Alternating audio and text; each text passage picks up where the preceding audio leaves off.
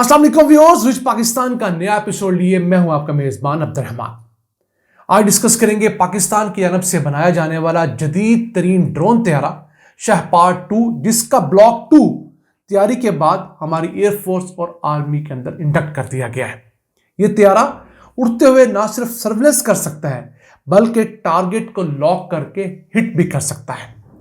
और इस तैयारे की वजह से अब पाकिस्तान का शुमार दुनिया के उन 9 ममालिक में होने लगा है जो कि UCAVs बना रहे हैं, यानी कि अनमैन्ड कॉम्बैट एयर व्हीकल्स, ऐसे ड्रोन जो कि उड़ते हुए किसी भी टारगेट को हिट कर सकते हैं, यानी उनके अंदर मिसाइल्स लगे होते हैं। पाकिस्तान ने शहपार 2 का ब्लॉक 2 बनाया है जो कि जदीद तरीन है।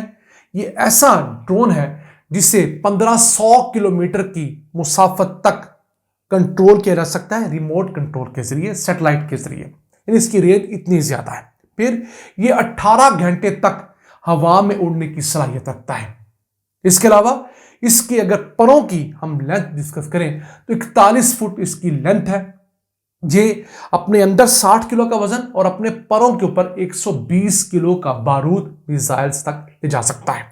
और अगर इसकी ऊंचाई डिस्कस करें तो 20 से 23,000 फुट की बुलंदी तक ये ड्रोन तैयारा बासानी उड़ सकता है, उड़ रहा है। और अगर इसकी रफ्तार आपको बताएं तो ये 220 किलोमीटर फी घंटा की रफ्तार से ट्रेवल करने की सलाहियत रखता है। इस ड्रोन के सिर्फ इंजन और टायर्स पाकिस्तान ने इंपोर्ट किए हैं। उसके अलावा इसकी सारी बॉडी, इसके अंदर लगे हुए सेंसर्स, बहुत सारा इक्विपमेंट, कैमरास पाकिस्तान ने अपने यहां बनाए हैं। ये पाकिस्तान की बहुत बड़ी अचीवमेंट है। यही वजह है कि पाकिस्तान का शुमार अब दुनिया के उन 9 ममालिक में होने लगा है जो मिलिट्री लेवल के UCAVs बना रहे हैं। ऐसे ड्रोन बना रहे हैं जो सिर्फ सर्विलेंस नहीं कर सकते बल्कि आम लड़ाका तैयारों की तरह किसी टारगेट को हिट भी कर सकते हैं। अब लड़ाका तैयारों के होते हुए इस तरह के मिसाइल्स वाले ड्रोन्स की क्या जरूरत नहीं। उसकी वजह यह है कि एक तो लड़ाका तैयारा बहुत महंगा होता है, उसके मुकाबले में ये UCAVs बहुत सस्ते बनते हैं। फिर इनका वजन कम होता है, इनकी ऑपरेशनल कॉस्ट बहुत कम होती है।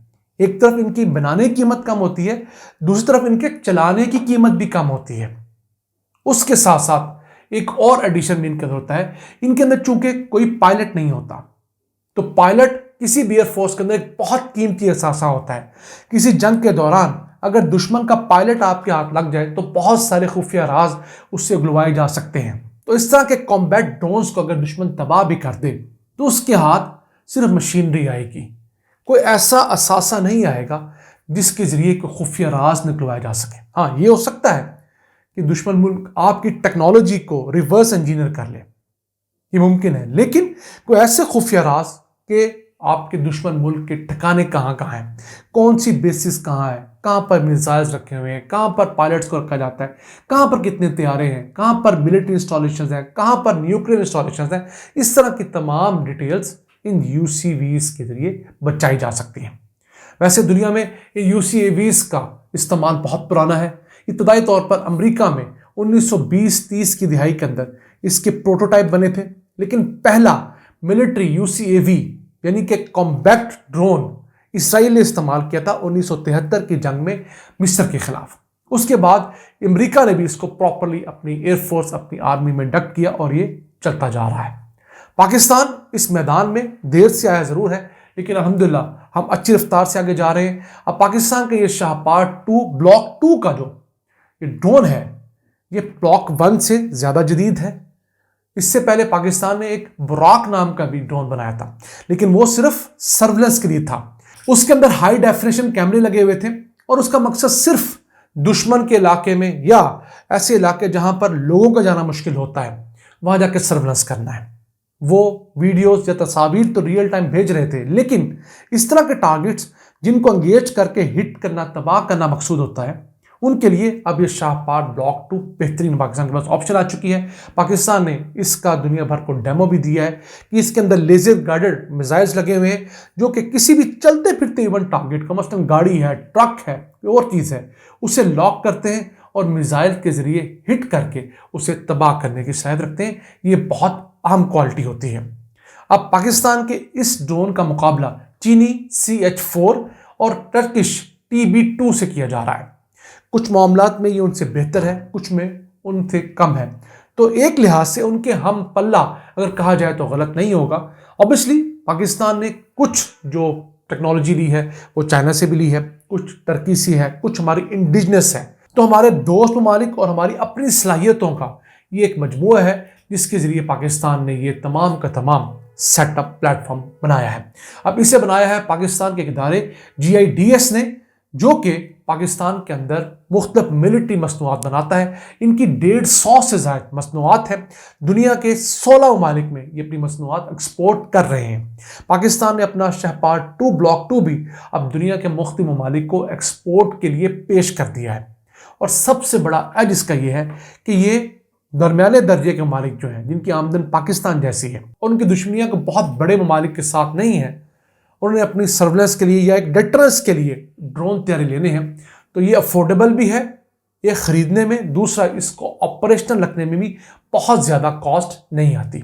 फिर ये ना सिर्फ ज़मीन पर बल्कि हवा में और समंदर के अंदर भी हिट करने की सलाहियत रखता है। इसके ऊपर बर्क मिसाइल नस्ब है जो कि 8 किलोमीटर की रेंज तक हिट कर सकता है। यानी ड्रोन से 8 किलोमीटर दूर तक ये मिसाइल बहुत एक्यूरेसी के साथ हिट करने की सलाहियत रखता है। और इस मिसाइल का वजन 45 किलो से 60 किलो तक है।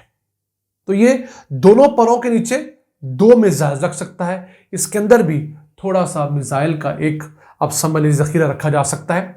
तो पाकिस्तान ने इस ड्रोन के अंदर एक एडिशन और भी की है कि ऐसे मिसाइल्स जो कि दुनिया के दीगर ममालिक इस्तेमाल करते हैं वो भी इसके ऊपर फिट किए जा सकते हैं, ताकि दुनिया को ऐसा मुल्क जो समझता है कि वो ड्रोन पाकिस्तान से ले लेकिन मिसाइल किसी और मुल्क से ले, तो उसके लिए भी एक ऐसी अपॉर्चुनिटी है जिसे वो अवेल कर सकता है। तो पाकिस्तान तमाम तर नामसाइद हालात के बावजूद कुछ ना कुछ बनाता चला जा रहा है। यही वजह है कि पाकिस्तान चल रहा है, रुका नहीं है। खुदा न खास्ता अगर हमारा मुल्क रुक जाता तो हमारे हालात भी श्रीलंका जैसे होते। खा हमारी इस्टेब्लिशमेंट, खा हमारी फौज, खा हमारी पुलिस जितना मर्जी जोर लगाती है, अगर 5-10 लाख लोग सड़कों पे निकल आए तो आप कुछ नहीं कर सकते। ये मुल्क थोड़ा बहुत चल रहा है तभी वो हालात नहीं आए, और हम दुआ करते हैं कि वो हालात ना आए। जब पॉलिटिकल अनरेस्ट हो, लोग सड़कों के ऊपर आए, रोजगार बंद हो, 2-4 महीनों के लिए मुल्क बंद हो जाए, लोग अद्वियात के लिए मारे मारे फिरे, फ्यूल के लिए दर दर की ठोकरें खाएं। हम अल्लाह से दुआ गो है कि पाकिस्तान के हालात बेहतर हों, यहाँ पर स्टेबिलिटी आए और हमें भी सुख का सांस मिले। आज के लिए इतना ही। अपने मेज़बान अब्दुर्रहमान को इजाज़त दीजिए। अल्लाह ने के बाद।